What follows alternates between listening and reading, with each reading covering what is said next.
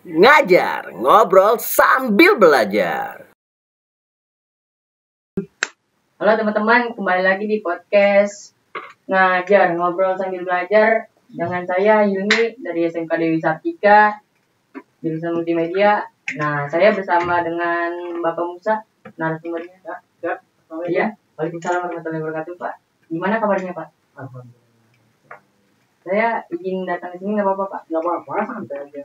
Kebetulan ada waktu kosong kan? Iya. Gimana nih? Saya mau ingin bertanya-tanya, Pak. Ya, Pak, silakan. Mumpung Bapak di sini kan? Silakan. Sibukan sehari-harinya apa, Pak? Oh, kalau saya ngajar sih kalau untuk sekarang. Ya, inilah samalah dengan judul podcast hari ini kan, ngobrol sambil ngajar. Saya juga ngajar. Alhamdulillah sih ngajarnya sekarang 2 tempat kalau di sekolahan, dan kalau privat itu saya ngajarnya 3 tempat. Di sekolah mana aja, Pak? Kalau saya ngajar di SMP Muhammadiyah 5 Muhammadiyah di mana? yang ada di Pondok Jati, tahu ya? Iya, tahu. Sama sini. Di sini. Sejak kapan tuh, Pak? Belajar udah ngajar-ngajar gini? Kalau saya ngajar dari tahun 2019 kalau nggak salah. Oh, Saya lumayan lama ya, Pak? itu ya 2019. Jadi saya ngajar di SMK dulu. Ini SMK tahun ajaran baru. Saya mulai ngajar di sini dan pertengahan bulan saya dipanggil ngajar di SMP. Jadi ya tahunnya sama, cuma bulannya aja. Ya, gimana? Kalau untuk ngajar sih menurut saya sih sesuatu yang menarik sih. Kalau saya ya, Menarik ya. karena bisa ketemu dengan banyak orang, berbagi cerita, berbagi pengalaman, melatih mental juga lah. Jadi melatih public speaking juga, karena dulu itu kan saya juga pemalu lah, orang jangan kan ngobrol sama yang cowok, yang inilah orang dewasa atau ngobrol sama teman cewek aja udah tunduk, udah nggak kuat lah ngomongnya, mau ngomong apa, bingung mau ngomong apa. Tapi alhamdulillah sih kalau ngajar ini memang melatih mental kita. Jadi kita ketemu banyak orang ya, kita inilah senang, dan cara ngomongnya juga udah mulai terlatih lah pelan-pelan. Tapi kalau masalah jodoh udah ketemu, Bapak? Alhamdulillah. Kalau untuk jodoh sih udah nikah sih, alhamdulillah baru Alhamdulillah. nikah baru berapa bulan lah, dari bulan Februari lah kalau kemarin nikah. Alhamdulillah kalau nikah. Ya, jadi saya ingin bertanya tentang itu Pak. Waduh. Kalau untuk masalah pernikahan sih ya memang sih kalau dalam agama itu nikah itu adalah salah satu yang dianjurkan untuk kita, karena memang di dalam Al-Quran juga dijelaskan, di dalam sunnah Rasul juga dijelaskan bahwa kita itu ya manusia itu diciptakan itu secara berpasang-pasangan, laki-laki pasangannya perempuan, begitu juga sebaliknya. Ya jangan disalahartikan lagi. Ya banyak di zaman sekarang ini orang itu non amalu lagi, mau laki-laki misalnya sama laki perempuan, tapi dalam agama Islam itu sangat dilarang kalau hal-hal seperti itu. Kalau untuk pernikahan ya ini memang sesuatu yang menurut saya ya sebagai pengalaman saya pribadi ya menyenangkan lah kalau untuk menikah. Biasanya kalau umur di nikah itu di umur berapa tahun, Pak? Kalau nikah itu tergantung sih, Tergantung. Kalau untuk laki-laki itu kan kita nggak bisa memaksakan nikahnya harus dalam usia waktu atau umur, dalam umur muda atau umur yang udah matang, itu tergantung orang yang pemikirannya. Kalau memang udah siap untuk nikah, kalau belum siap untuk menikah ya jangan dulu.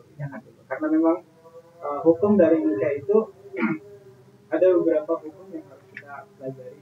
Ada nikah itu bisa jadi wajib, bisa jadi sunnah, bisa jadi makruh, bahkan bisa jadi ya harus dikondisikan dengan misalnya kalau nikah dalam keadaan hukumnya wajib, berarti kedua-duanya sama. Misalnya kalau nikah itu dikatakan hukumnya wajib apabila dua orang pasangan itu sudah benar-benar siap, baik dari segi lahir maupun batin. Ya itu harus benar-benar siap, jangan karena terpaksa atau apa. Misalnya mereka hukumnya wajib itu karena mereka itu takut akan terjerumus ke hal perzinahan. Jadi hukum dalam pernikahan itu wajib dikatakan wajib karena seperti itu. Tapi kalau sebelum nikah itu harus membagian orang tua dulu ya Pak. Ya kalau memang untuk sekarang itu untuk kalian lah, kalau untuk kalian yang masih belajar ini tujuan utama kalian itu yang membahagiakan orang tua kalian dulu. Karena memang untuk laki-laki ya menurut pandangan saya lah, pandangan saya itu kalau laki-laki itu yang paling utama itu bertanggung jawab untuk dirinya dan keluarga dulu. Kalau untuk memikirkan masalah nikah itu masih jauh. Laki-laki itu mau nikah di usia berapapun juga apapun, kalau misalnya dia siap ya nikah. Tapi kalau dia belum siap jangan dipaksain. Apalagi kalau misalnya orang takut rumah tangganya itu nggak berjalan dengan baik. Kalau menikah itu memang butuh kesiapan. Ini yang sebagai pengalaman saya lah, menikah itu harus benar-benar butuh kesiapan yang matang, ya, baik dari segi mental, ya, baik dari segi ekonomi, itu benar-benar harus dipersiapkan. Ya, kalau misalnya jangan satu aja dipersiapkan, dua hal ini harus bersamaan lah. Jangan salah satu aja, tapi dua. Ya, mental dipersiapin, ekonomi juga harus dipersiapin. Karena memang apa? Iya, karena memang kalau kita sudah siap mentalnya, tapi ekonominya belum ini kan sama aja. Karena memang laki-laki itu punya kewajiban. Ya. Ada kewajiban dalam menikah itu, ada kewajiban dari seorang suami dan ada kewajiban dari seorang istri. Jadi suami istri itu punya kewajiban masing-masing. Salah satunya kewajiban suami yaitu menafkahi, baik lahir maupun batin. Itu harus benar-benar dipersiapkan. Ya guys, jangan kemana-mana, tetap lanjut di podcast Belajar Ngobrol Sambil Belajar.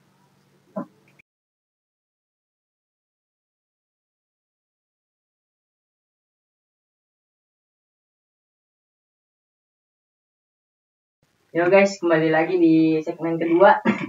Siswa Ayo bertanya, si Anya. Nah, jadi saya mau nanyain tentang, nah ini Pak, soalnya Pak. Gimana soalnya? Apakah sah menikah pada saat wanita yang dinikahi mengandung anak suaminya ini? Apakah sah menikah pada saat wanita yang dinikahi mengandung anak suaminya? Artinya kita menikah dengan wanita yang hamil ya? Iya. Entah suaminya itu meninggal atau dicerai ya, ditinggal cerai. Sebenarnya kalau dalam aturan agama, dalam hukum agama, kita boleh menikahkan atau menikahi wanita yang apabila suaminya ditinggal cerai lah atau ditinggal meninggal. Paham? Nah, jangan kita menikahi wanita itu udah masih punya suami, itu nggak boleh, dalam agama itu nggak boleh. Tapi apabila wanita yang udah ditinggal suaminya, baik itu cerai maupun suaminya meninggal, itu boleh dinikahi. Artinya kita harus tahu batas iddah itu, batas sucinya itu kapan. Artinya kita nikah itu harus menunggu. Kalau misalnya dalam kasusnya seperti ini, ya kita mau menikahkan wanita, tapi wanita itu mengandung anak dari suaminya yang sudah meninggal atau cerai. Kalau dalam hukum Islam itu harus menunggu setelah wanita itu melahirkan, baru kita boleh. Boleh menikahkan, tapi harus kita nunggu sampai wanita itu melahirkan anaknya, baru kita boleh menikahi wanita itu. Beda kasusnya kalau misalnya kita mau nikah sama wanita yang tidak hamil, misalnya ditinggal cerai atau ditinggal ini, itu batas iddahnya, batas sucinya kita harus nunggu untuk nikahin. Gitu itu ya, kita harus nunggu, nggak boleh misalnya suaminya meninggal terus kita langsung nikahin, nggak boleh. Jadi kita tunggu batas sucinya dulu. Itu batas waktunya itu 4 bulan 10 hari. Lumayan lama juga ya Pak? Ya harus sabar. Iya. Jadi kan wanita itu kan masih dalam keadaan berduka atas meninggalnya suaminya. Atau misalnya itu nggak boleh kita misalnya suaminya meninggal sekarang, misalnya suaminya meninggal hari ini, terus kita nikahin seminggu kemudian, itu nggak boleh. Nggak boleh, dalam hukum agama itu nggak boleh, karena masih ada masa iddahnya. Yang dibolehkan yaitu kita nunggu sampai waktu 4 bulan 10 hari lah. Dalam ajaran agama, banyak ulama juga menjelaskan bahwa kita tunggu sampai 4 bulan 10 hari. Ya setidaknya kita nunggu ya mentok-mentok 5 bulan. 5 bulan untuk kita nikahin wanita tersebut. Kalau misalnya wanita itu dalam keadaan mengandung, berarti harus tunggu sampai melahirkan. Itu kalau untuk menurut saya sih boleh aja kita menikah dengan wanita yang masih mengandung anak suaminya. Tapi dalam catatan suaminya misalnya udah meninggal atau suaminya udah cerai istrinya, itu boleh. Tapi kalau masih bersuami ya jangan. Iya. Ya itu nggak boleh, dia jadi dilarang. Sering ada ribut ya Pak. Ya, yang ada mah itu mah udah berantem. Iya. Itu aja sih kalau memang ini. Paham ya, jelas Paham ya? ya. Lanjut soal kedua ya Pak. Nah, bagaimana nih Pak hukum KB untuk Sebenarnya kalau misalnya ya, bagaimana hukum KB untuk menunda kehamilan dan bukan untuk membatasi menurut syariat. iya Sebenarnya kalau itu kalau misalnya menunda kelahiran itu boleh, di dalam agama itu boleh, tapi harus dengan tujuan yang jelas. Jangan misalnya harus ada tujuannya Pak? iya, harus memang kita itu udah ada alasan yang jelas lah kenapa kita itu bisa menunda KB. Iya. Contoh misalnya, jangan saya mau KB lah karena misalnya hidup saya sama pasangan saya udah susah, nanti anaknya lahir tambah susah. Itu nggak boleh. Nggak boleh dalam kita ada pemikiran, nanti saya mau KB aja lah, tujuan saya, alasan saya KB karena nanti anaknya lahir kehidupan saya tambah susah lagi. Itu nggak boleh. Ya, tapi kalau memang punya alasan-alasan tertentu atau misalnya ya punya plan yang jelas ke depannya, misalnya saya mau KB dulu nih, mau KB karena memang misalnya suami istri ini lagi sibuk atau apa, sesuatu tujuan yang jelas, itu nggak apa-apa, nggak masalah. Tapi jangan ada niat sama sekali mau KB, tapi saya KB alasannya saya inilah, nggak mau inilah, takut nanti kehidupan itu tambah susah. Itu nggak boleh. Berarti jelas tujuannya itu ya? Iya, harus jelas tujuannya KB. KB kita menunda KB itu tujuannya apa? Itu harus jelas. Jangan sampai menunda KB karena alasan takut miskin atau lain sebagainya. Iya. Nah, lanjut soal ketiga ya Pak. Oke. Apakah istri dari kakek angkat mahari? Mahram. Mahram. Ya. Sebenarnya ya, kita harus tahu pengertian mahram dulu. Kalau saudara angkat itu tidak dikatakan mahram. Atau kasih contoh nih, misalnya ada teman kita ini datang ke rumah, terus saking datangnya itu dia sering main ke rumah sampai orang tua kita ini udah kenal sama anak itulah, teman kita lah, sampai orang tua kita itu ya udah kamu ini aja lah diangkat jadi anak ya, terus kamu nanti dibiayain sekolahnya atau apa. Nah itu kan kalau misalnya posisi seperti itu, kalau dari situ ya kata angkat atau saudara angkat itu dalam agama itu bukan mungkin, jadi bukan masuk dalam kategori mungkin. Yang dimasuk kategori muhrim itu contoh misalnya ya. Iya. Muhrim itu kan ada pembagiannya ya. Ini memang jelas di sini. Muhrim itu orang yang tidak boleh dikawinkan, entah itu karena darah keturunan atau itu karena satu persusuan lah. Misalnya kita punya saudara sepupu nih, ya, atau kita punya tetangga nih, ya tetangga ada anaknya, tapi anaknya nggak menyusuin atau nggak minum susu ke ibunya, tapi minum susu ke ibu kita. Jadi kita nggak boleh nikah sama anak tersebut, anak tetangga itu. Walaupun kita bukan saudara kandung atau apa, tapi kalau memang satu susuan, jadi nggak boleh untuk kita nikah. Itu dalam hukum mahram itu. Kalau mahram itu yang pertama dalam hukum agama Islam itu berhubungan dengan satu darah, misalnya dalam bahasa yang sederhana. Yang kedua itu kalau mahram itu seperti satu persusuan. Ya, jadi di sini dijelaskan ada namanya mahram mu'abbad dan ada mahram mu'akhkhar. Apa itu mahram mu'abbad? Itu golongan mahram yang tidak boleh dinikahi selamanya. Contoh misalnya masih ada garis keturunan, kakak kita nggak boleh kita nikahi. Iya. Terus adik kita nggak boleh. Saudara kami nggak boleh. Yang kedua ada mahram muakkad, yaitu golongan mahram yang tidak boleh dinikahi dalam kondisi tertentu.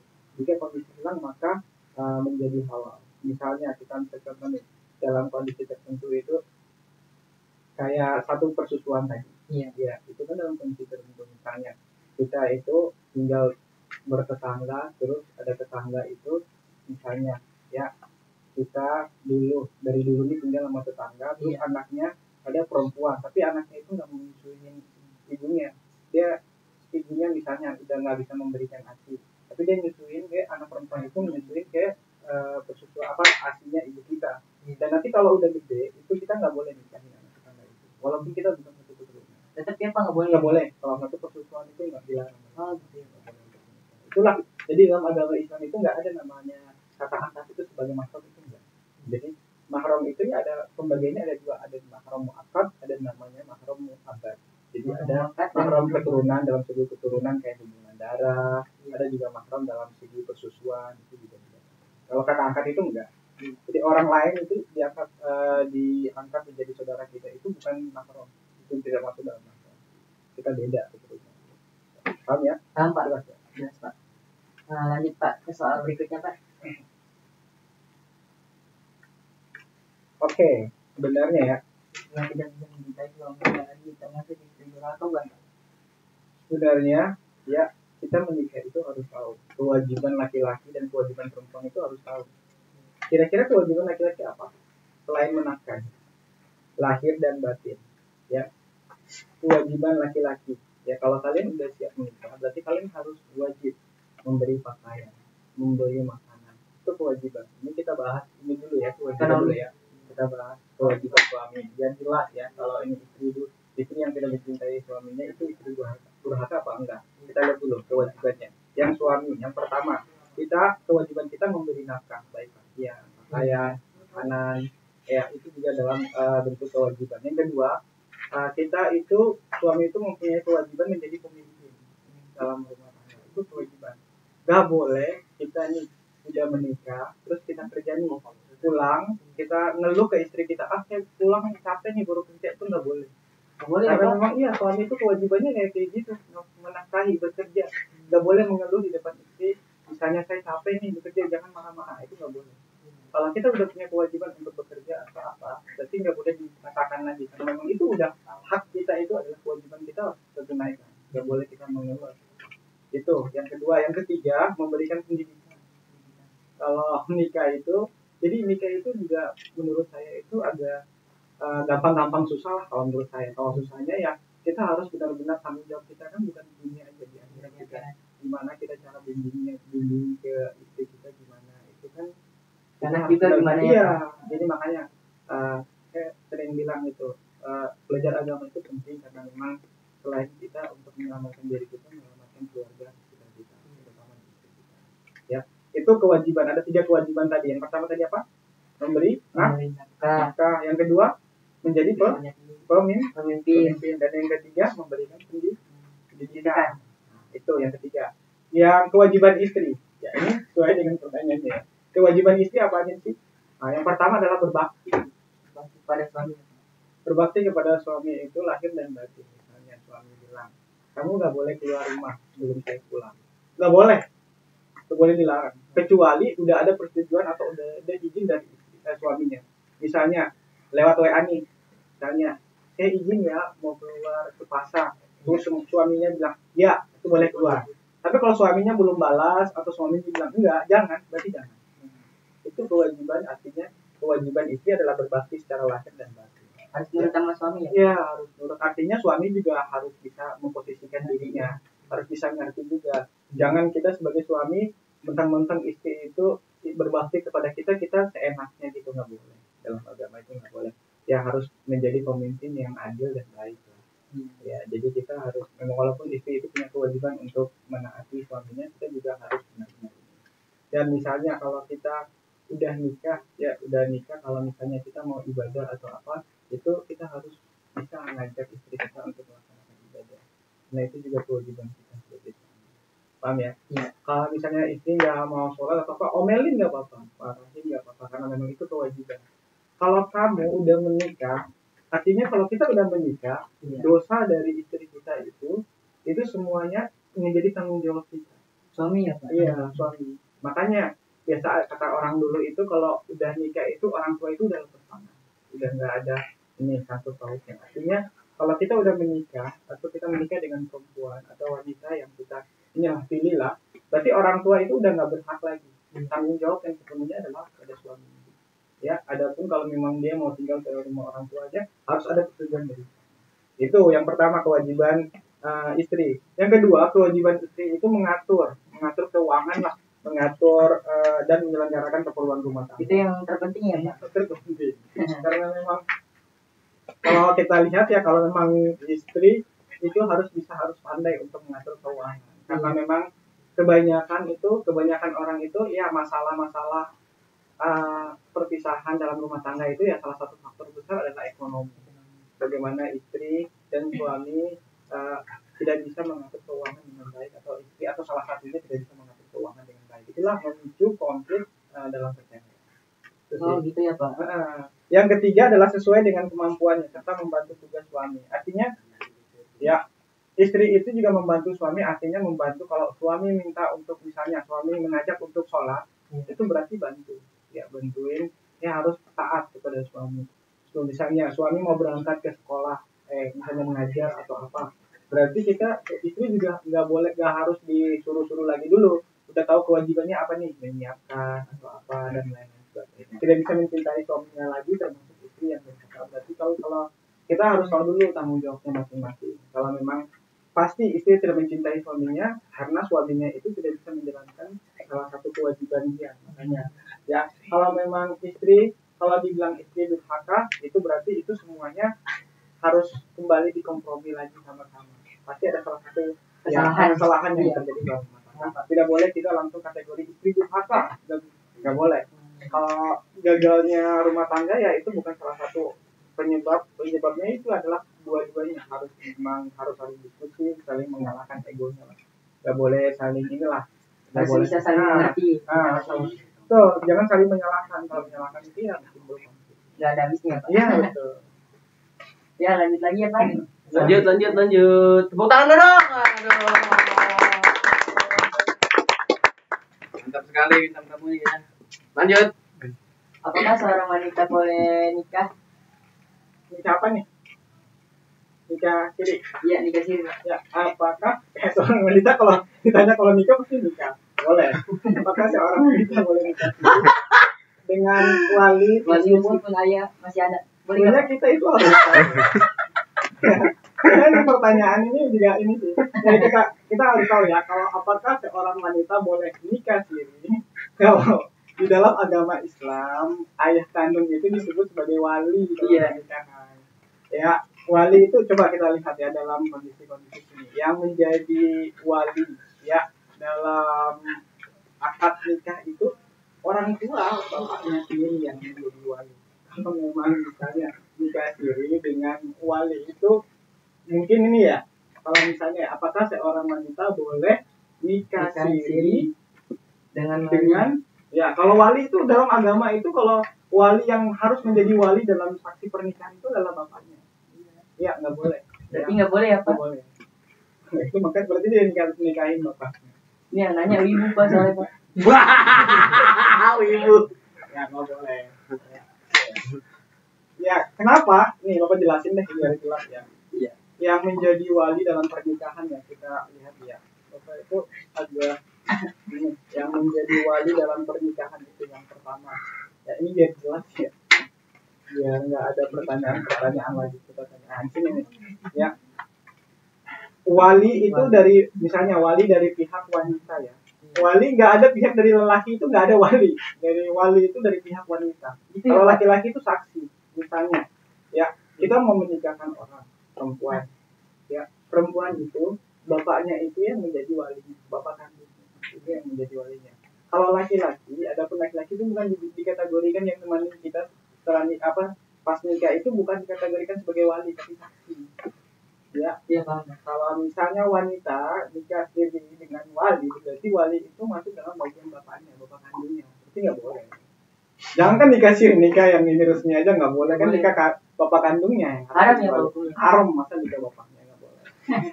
Di sini ya, Bapak jelasin dulu deh. Wali dari pihak wanita. Yang pertama adalah bapaknya. Itu wali.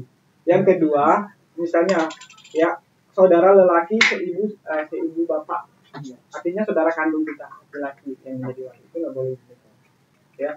Yang berikutnya, saudara lelaki sebapak saja. Misalnya kita punya saudara laki-laki tapi beda ibu lah. Intinya saudara laki-laki kandung dari bapak nih. Terus bapak kita nikah lagi. Nah, itu saudara kandung dari bapak saja itu boleh menjadi wali. Ya, makanya wanita itu nggak boleh misalnya wali ya. Meskipun ada haram hukumnya. Nggak boleh kan ayahnya. Kalau menjadi wali itu kan salah satu wali itu kan ayah bapak kandung sendiri yang menjadi wali. Nggak boleh. Masih ada? Ya. Oh, itu. Ya, satu lagi sih sebenarnya. Ya, ini yang penting sih. Kalau kita ya kalau menikah itu harus melihat dari segi keturunannya juga, itu biasa. Dilihat ya Pak. turunannya juga dilihatkan, ilmu agamanya juga dilihat. Ya jangan kita menikah itu namanya orang ya. Orang itu kalau nikah itu pasti pilih yang terbaik lah ya. Walaupun nakal apapun juga pasti cari pasangan yang baik. Benar. Ya, kalau menikah itu kita harus tahu orang tuanya, terus silsilah keluarganya gimana, harus benar-benar baik. Karena kalau misalnya ya, ada pasangan suami istri yang anaknya lahir di luar pernikahan, itu haram ayahnya menjadi wali. Ya, paham nggak? Paham Pak. Misalnya ada pasangan nih, ya pasangan terus pasangan yang ceweknya ini udah hamil, terus karena hamil terus nikah, terus anak yang lahir itu anak perempuan, terus udah gede, nah bapaknya nggak boleh jadi wali, walaupun itu bapak kandung, karena itu anak itu lahir di luar pernikahan itu nggak boleh. Itu aja sih. Nah intinya ya yang penting saling kerjasama tuh. Harus bisa siap mental lah, siap lahir apa sih. Jadi Ya, sekian dari saya Hilmi dengan Bapak Musa. Assalamualaikum warahmatullahi wabarakatuh. wah